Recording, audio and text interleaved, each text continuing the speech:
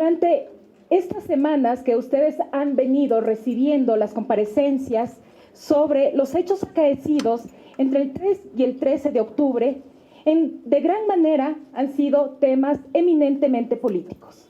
El día de hoy, como fiscal general, vengo a exponer a esta comisión y al país los hechos eminentemente objetivos, técnicos y sobre todo jurídicos y la participación de la Fiscalía General del Estado en este tema. Para poder abordar esta temática es necesario e imperante que recurramos a nuestro paraguas constitucional y que no es otra cosa que el derecho que tienen todos los ciudadanos a la protesta pacífica, siempre a la protesta pacífica. Así lo establece el artículo 66 en su numeral sexto de la Constitución, que corresponde y que ampara el derecho a opinar y expresar su pensamiento libremente y en todas sus formas y manifestaciones.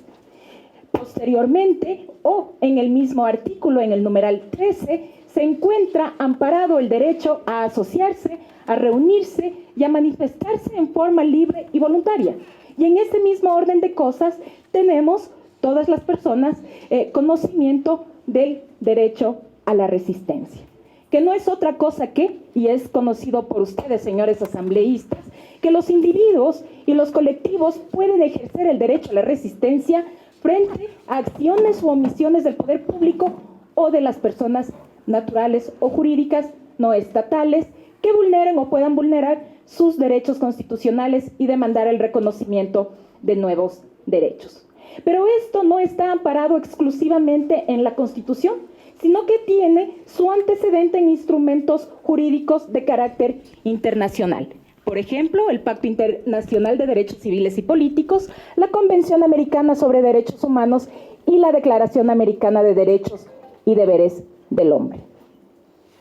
En este sentido, el utilizar el derecho penal para limitar la protesta social pacífica, llámese siempre pacífica, contraviene el principio de mínima intervención penal, así como los estándares desarrollados por el Sistema Interamericano de Derechos Humanos que anteriormente hice referencia. Entonces, las expresiones de violencia, de llamamiento a la violencia en todas sus manifestaciones, cuando afecten los derechos de otro, no forman parte de una protesta social pacífica.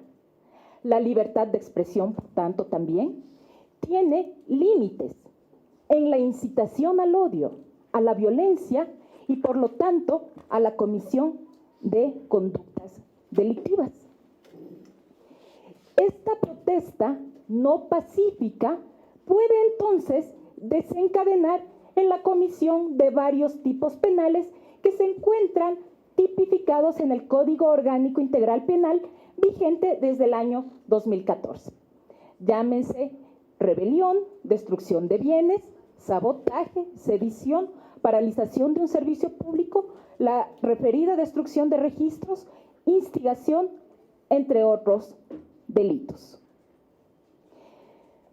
En este contexto y dadas las circunstancias, entiendo que se ha explicado el contexto en los que se dictó el estado de excepción y que es una medida adoptada en el marco constitucional también, establecida en el artículo 165 de la Constitución de la República, que tiene como característica la restricción de varios derechos, entre ellos la libertad de tránsito, la libertad de asociación, reunión, la libertad de información, en los términos siempre que señala la ley y con esos límites. Para ello, mediante el decreto presidencial 884, del cual todos los ecuatorianos fuimos informados, se establecía la suspensión de varios de estos derechos establecidos constitucionalmente, tanto en el artículo 3 como en el 4.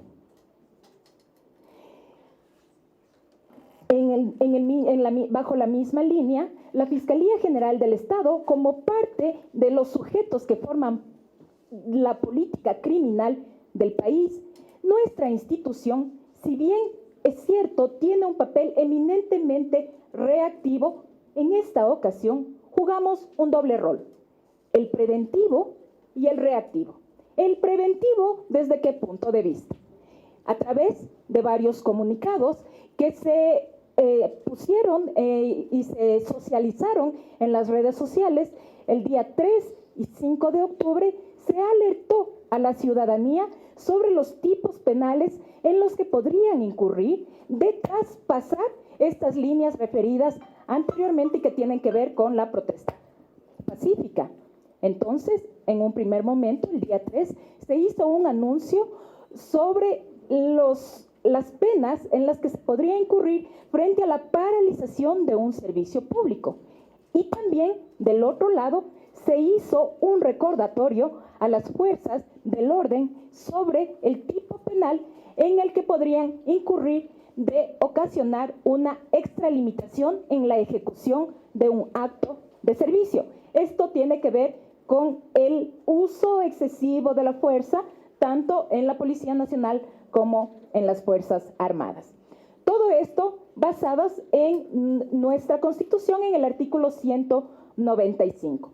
Adicionalmente, en el tema preventivo, cuando terminó ya esta paralización, la Fiscalía General del Estado, mediante la resolución número 55 y 56, determinó la creación de equipos especiales de fiscales para la investigación de todos estos hechos. Primero, en el marco de la delincuencia organizada y también en el marco de graves violaciones a derechos humanos que pudiesen haberse presentado. Entonces, puedo informar a esta comisión que durante la paralización entre el 3 y el 13 de octubre, la Fiscalía jamás paralizó la atención. Es más, cuando se vio limitada de realizar sus actividades normales, tuvimos que trasladarnos a otras instalaciones, pero siempre nos mantuvimos en la atención al público y a la ciudadanía.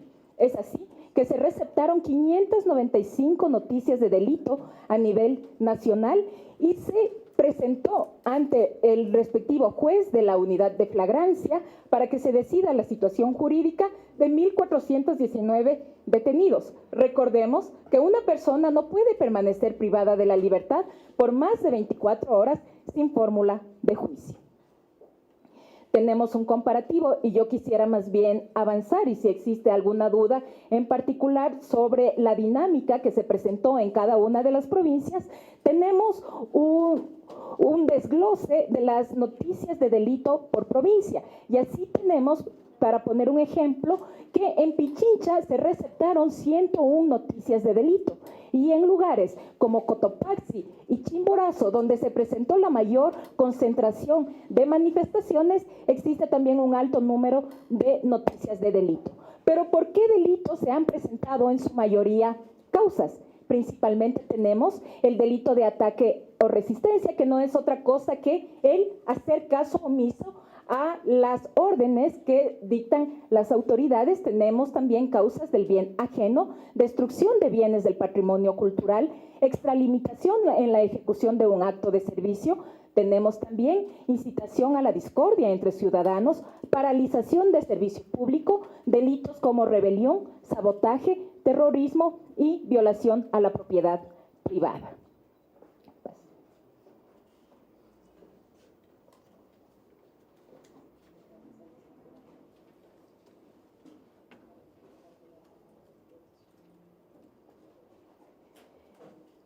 Con seguridad, más allá de la estadística y la data que ya se ha venido presentando por parte de la policía, del Ministerio de Gobierno y de las diferentes entidades que han comparecido a esta comisión, considero que es importante que ustedes tengan una visión general de ya los casos que podrían llamarse de connotación y no emblemáticos, porque realmente a los emblemas hay que respetarlos y los casos que serán presentados acá no precisamente van a llenar de honor para el país.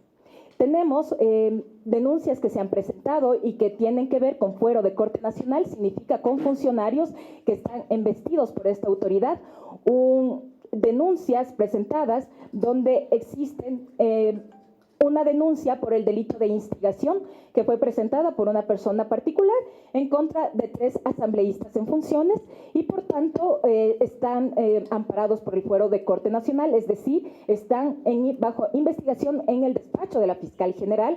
Tenemos 4 diligencias que se han realizado y la consiguiente apertura de investigación previa. Asimismo, se han denunciado por el delito de tentativa de asesinato. 4 personas han presentado sus denuncias. Esto tiene que ver contra funcionarios del Estado, llámese ministra de Gobierno, comandante general de la Policía Nacional y ministro de Defensa.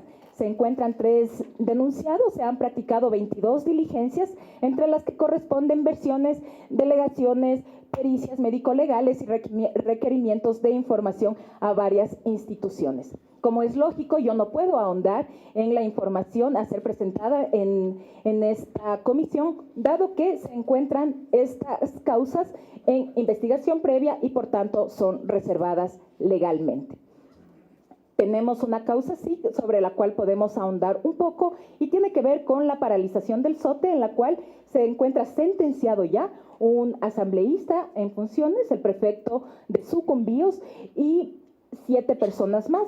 Ellos fueron sentenciados por el delito de paralización al servicio público y se les impuso una pena de entre 4 y 1 año, 4 meses a cada uno, y la reparación integral a $6,000 por persona. Y ustedes nos dirán, ¿por qué se establece una reparación integral tan baja cuando se supone que la paralización de este servicio ha traído pérdidas mayores al Estado ecuatoriano? Sin embargo, ustedes deben recordar que las cosas tienen que ser probadas en la audiencia. Y eso es el monto que ha podido ser probado, alrededor de $54,000, que causó de perjuicio al Estado por ese accionar, que fue cerrar la válvula que permitía el bombeo en la estación de petróleo. Tenemos también otra denuncia por omisión de medidas de protección presentada en contra de la Alcaldía de Quito. Se han practicado 13 diligencias y también se encuentra en investigación previa. Existen varias denuncias que se han presentado y por tanto se han aperturado investigaciones previas en contra de dirigentes de los pueblos y nacionalidades, o llámense de los dirigentes del paro, los directivos de las diferentes organizaciones indígenas, CONAIE, CONFENAIE. Se encuentran aperturadas varias investigaciones previas. La primera por llamar a la conformación de grupos subversivos. Por todo fue vista este llamamiento que se hizo por parte del presidente de la CONAIE y por tanto de oficio se aperturó esta denuncia. Acá se han practicado 5 diligencias con relación a esta investigación. Tenemos otra investigación previa aperturada también a los dirigentes indígenas por el delito de instigación. Se han practicado 14 diligencias investigativas y aquí tenemos 3 sospechosos.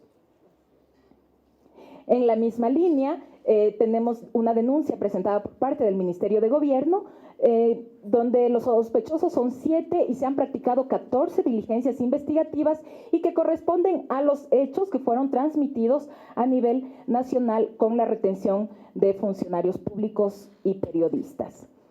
También tenemos una causa que se encuentra en instrucción fiscal por paralización de servicio público y tiene que ver con el procesamiento que se realizó a un dirigente del transporte del sector de los taxistas específicamente. En este caso se han practicado 75 diligencias investigativas para llegar a establecer la participación y la responsabilidad de esta persona y la existencia material de la infracción.